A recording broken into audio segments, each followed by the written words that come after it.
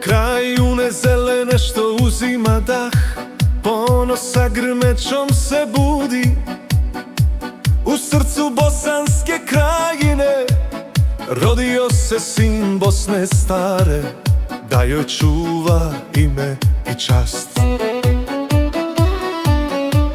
Još mlad krenut putem slobode, među borce protiv tamne, nosio je vjeru kroz dane, da se Bosna nikad ne slama.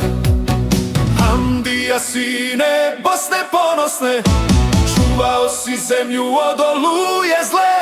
Za narod si stajao, za istinu glas. Bosna pamti tvoje vrijeme i čas. Hamdija, ime kroz vrijeme stoji, dok Bosna diše i tvoj duh postoji. Istinu si branio, pravdu i rod, zato te pamti bosanski narod. U skupštini glas razuma bio, protiv mržnje uvijek se borio, da u Bosni svi narodi stoje pod istim nebom sudbine i misli tvoje.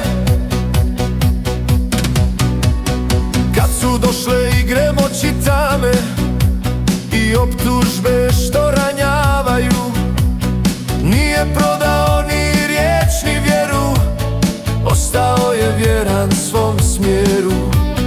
Kad su ga sa puta sklonili tada, tišina pade nad srcem grada, ali istina kroz vrijeme hoda i čuva ime bosanskog roda.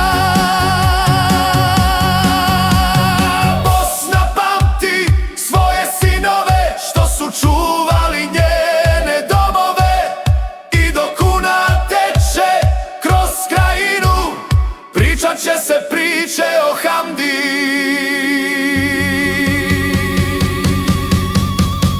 Bio si čuvar zemlje i časti, ime tvoje kroz historiju neće pasti.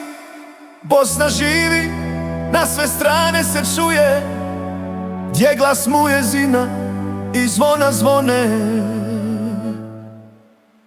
Pamtit će narod svoje zaštitnike i svoje heroje.